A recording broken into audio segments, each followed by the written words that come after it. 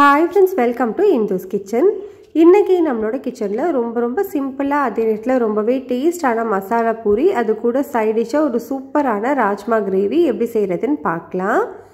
இத செய்யிறதுக்காக ஃபர்ஸ்ட் வந்து 2.5 கப் அளவு கோதுமை மாவு சேர்த்துக்கலாம். இது கூடவே 2 டேபிள்ஸ்பூன் அளவு ரவை சேர்த்துக்கோங்க. ரவை சேர்க்கும்போது நமக்கு பூரியில எண்ணெய் அதிகம் குடிக்காம இருக்கும். அதே நேரத்துல நல்ல பூரி புஸ்ஸுன்னு எழும்பி வரும்.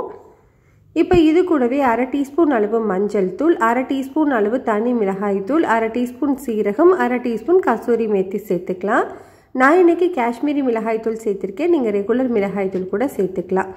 இது கூடவே இதுக்கு தேவையான அளவு உப்பு, 3/4 டீஸ்பூன் அளவு தூள் உப்பு, 2 டீஸ்பூன் எண்ணெய் சேர்த்து கொஞ்சமா தண்ணி சேர்த்து மாவை வந்து இந்த மாதிரி கொஞ்சம் டைட்டான மாவா பிசைஞ்சு எடுத்துக்கோங்க. மாவு வந்து ரொம்ப லேசாக இருக்கக்கூடாது. இலகலாக இருந்தது அப்படின்னா நம்மளுக்கு எண்ணெய் குடிக்கும். இந்த மாதிரி டைட்டாக இருந்தால் தான் எண்ணெய் குடிக்காமல் இருக்கும்.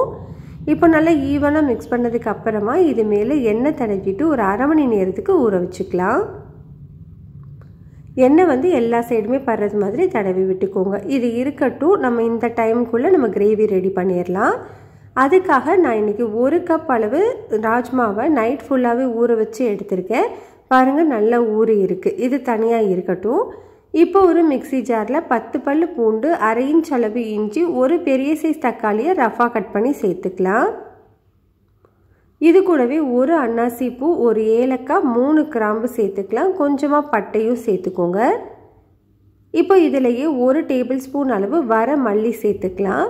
கூடவே 1 டீஸ்பூன் அளவு சீரகம், 1/2 டீஸ்பூன் அளவு சோம்பு, 1/2 டீஸ்பூன் அளவு கசகசா சேர்த்துக்கலாம். இப்போ இதெல்லாமே சேர்த்துட்டு கொஞ்சமாக தண்ணி விட்டு நல்லா ஸ்மூத்தாக அரைச்சி எடுத்துக்கணும். ஃபஸ்ட்டு வந்து நார்மலாக அரைச்சிருங்க. அப்புறமா கொஞ்சம் தண்ணி விட்டு இந்த மாதிரி பேஸ்ட்டாக அரைச்சி வச்சுக்கலாம். இப்போ குக்கரில் ஒரு 3 டேபிள் ஸ்பூன் எண்ணெய் சூடானதுக்கு அப்புறமா இதில் 2 பெரிய வெங்காயம் நல்லா பொடியாக கட் பண்ணி வச்சுருக்கேன். கூடவே ஒரு பச்சை மிளகாய் கீறிட்டு சேர்த்துருக்கேன். இது எல்லாத்தையுமே நல்லா வதக்கி விட்டுக்கோங்க. இந்த அளவுக்கு வதங்கினதுக்கு அப்புறமா நம்ம அரைச்சி வச்சுருக்கிற விழுது சேர்த்து 3லேருந்து 4 நிமிஷத்துக்கு நல்லா வதக்கி விட்டுக்கோங்க. இப்போ பாருங்கள் இது எல்லாமே நல்லா வதங்கி வந்துருச்சு. இந்த டைமில் இதில் 1/2 டீஸ்பூன் மஞ்சள் தூள், 1/2 டீஸ்பூன் காஷ்மீரி மிளகாய் தூள், 3/4 டீஸ்பூன் அளவு தனி மிளகாய் தூள், 1 டீஸ்பூன் அளவு மல்லித்தூள் சேர்த்துக்கிறேன். மிளகாய் தூளோட அளவு மட்டும் உங்களோட காரத்துக்கு ஏற்ற மாதிரி நீங்கள் சேர்த்துக்கோங்க. நம்ம பச்சை மிளகாய் சேர்த்துருக்கிறதுனால நான் கம்மியாக மிளகாய் தூள் சேர்த்துருக்கேன். இது கூடவே 3/4 டீஸ்பூன் அளவு கல்லுப்பு சேர்த்து நல்லா வதக்கி விட்டுக்கலாம். மசாலாவோட பச்சை வாசனை எல்லாமே சுத்தமாக போனதுக்கப்புறமா நம்ம ஊற வச்சுருக்கிற ராஜ்மாவை தண்ணியோடவே சேர்த்துக்கோங்க. இப்போ நல்லா ஈவனாக மிக்ஸ் பண்ணி விட்டுக்கலாம். இப்போ இதோட கன்சிஸ்டன்சி இந்த மாதிரி தான் இருக்கணும். அப்போ தான் வெந்து வரும்போது சரியாக இருக்கும். நல்லா மிக்ஸ் பண்ணிவிட்டு ப்ரெஷர் குக்கரை மூடி விசில் வச்சு மீடியம் ஹீட்டில் 6 விசில் வச்சு எடுத்துக்கலாம். 6 விசிலுக்கு அப்புறமா ப்ரெஷர் எல்லாமே ரிலீஸ் ஆனதுக்கப்புறம் ஓப்பன் பண்ணி வச்சுருக்கேன். இதில் நல்லா பொடியாக நறுக்கினா கொத்தமல்லி மட்டும் சேர்த்து மிக்ஸ் பண்ணிக்கோங்க.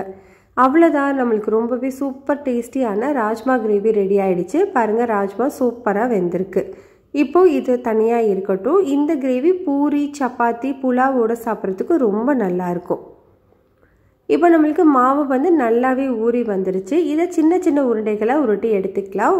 உங்களுக்கு எந்த சைஸில் உருண்டைகள் வேணுமோ அந்த சைஸில் நீங்கள் வந்து உருட்டி எடுத்துக்கலாம். இதே மாதிரி நம்ம எல்லாத்தையுமே செஞ்சு எடுத்துக்கணும்.